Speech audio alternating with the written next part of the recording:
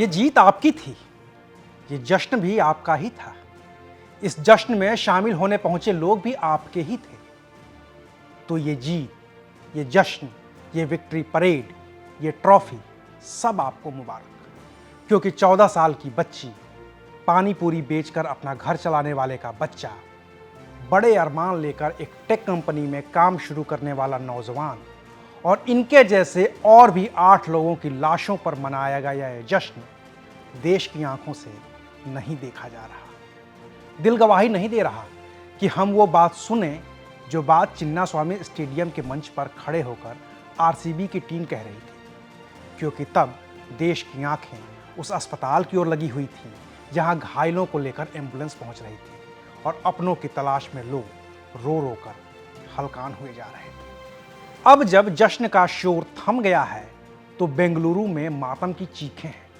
उन 11 लोगों के घर वाले अपनों की अंतिम क्रिया करके लौट आए हैं। सरकार की ओर से न्यायिक जांच के आदेश हो गए हैं। विराट कोहली का भावुक पोस्ट भी आ गया है। पूरी आरसीबी की टीम के मृतकों के प्रति संवेदनाएं भी जाहिर हो गई हैं और राजनीति तो है ही जो चल रही है। लेकिन सोचिए कि उन पर क्या बीत रही होगी जिन्होंने चंद घंटे पहले अपने लोगों को जश्न मनाने के लिए भेजा था और वो लोग कफन में लौटे। क्या गलती थी उनकी? यही कि वो उस भीड़ का हिस्सा थे जिसे एक सेलिब्रेशन देखना था। जवाब है नहीं। उनकी गलती ये थी कि उन्होंने पुराने हादसों से सबक नहीं लिया था। भीड़ की गलती ये थी कि इस भीड़ को पता होना चाहिए था कि पुलिस और प्रशासन आम लोगों की सुरक्षा के लिए नहीं, वीआईपी के लिए होता है। क्योंकि भले ही सरकार कहे कि उसने 5000 पुलिस के जवान लगा रखे थे, लेकिन हकीकत तो यही है कि वो ऐसा आयोजन था जिसमें वीआईपी नहीं बल्कि वीवीआईपी की भरमार थी। सारे खिलाड़ी वीवीआईपी, आयोजक वीवीआईपी, इस जश्न में शामिल होने के लिए पहुंचे सीएम, डिप्टी सीएम वीवीआईपी, बाकी और भी मंत्री, नेता, अधिकारी जो वीवीआईपी नहीं तो वीआईपी से कम भी नहीं थे। अब पुलिस प्रशासन आम आदमी को संभाले या वीवीआईपी वीआईपी को, इसका कोई लिखित संविधान तो है नहीं, लेकिन प्रैक्टिस तो यही है कि वीआईपी वीवीआईपी जरूरी है। तो बेंगलुरु पुलिस भी उसी परंपरा को निभा रही थी।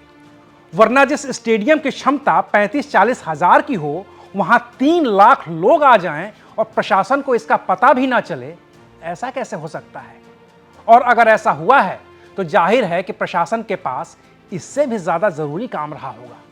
और वो जरूरी काम बीजेपी भी बता रही है और हम भी बता रहे हैं कि जिन्हें व्यवस्था करनी थी वो सेल्फी लेने में व्यस्त थे। सरकार जो कदम उठाना चाहिए उसमें फेल्यूर था। बिल्कुल कर्नाटक सरकार उस पर ध्यान नहीं दिया।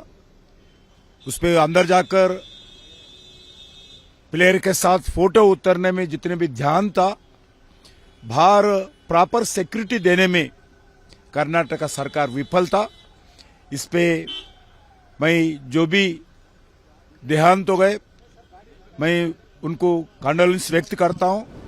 लेकिन सवाल बीजेपी ने उठाए तो मुख्यमंत्री सिद्धारमैया ने पल्ला झाड़ने की नीयत से कह दिया कि कुंभ में भी तो हादसा हुआ था, वहां भी तो लोग मरे थे। ठीक बात है सिद्धारमैया की, कुंभ में भी भगदड़ हुई थी, कुंभ में भी लोग मरे थे और कुंभ में मरने वालों को तो मोक्ष भी मिलने की बात कही गई थी। इस पर तब भी सवाल उठे थे। मैंने खुद भी सवाल पूछा था कि गंगा किनारे मरने वालों को मोक्ष मिला तो बाकियों का क्या? लेकिन वो बात तो हो गई ना। उस हादसे से तो सबक सबको सीखना चाहिए था ना। क्राउड मैनेजमेंट कैसे और बेहतर हो सकता है, लोगों को नियंत्रित कैसे किया जा सकता है, वीआईपी मूवमेंट के लिए कैसे अलग से इंतजाम किए जा सकते हैं, यही तो सीखना था ना कुंभ हादसे से। लेकिन कर्नाटक की सरकार और उनकी पुलिस ने सीखा क्या? सीखा ये कि कैसे वीआईपी को कोई खरोंच ना आए, भले ही उसके लिए आम लोगों की लाशें बिछ जाएं। तो बिछ गई 11 लाशें और इन लाशों के बीच मन गया 18 साल के इंतजार के बाद मेरी जीत का जश्न। लेकिन जाइए उस देवराज एंटी के घर, जो अपना परिवार पालने के लिए पानी पूरी का ठेला लगाता है, लेकिन कभी उसने अपने 18 साल के बेटे मनोज को प्लेट नहीं धोने दी कि उसे कॉलेज जाना है, पढ़ लिख कर बड़ा आदमी बनना है।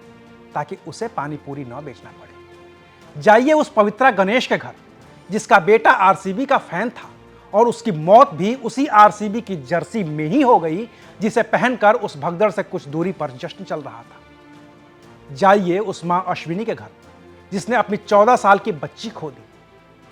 क्या सुन पाएंगे उनकी चीखों को? बर्दाश्त कर पाएंगे इनके आंसू?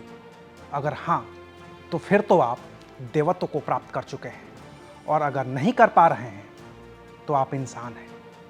इंसानियत के वास्ते ही सही कोशिश करिए इस भेड़ चाल से बचने की, क्योंकि आप कॉमन मैन हैं और कॉमन मैन को बचाने वाला कोई नहीं है। कोई नहीं मतलब कोई नहीं। शुक्रिया, आप देख रहे थे एबीपी लाइव।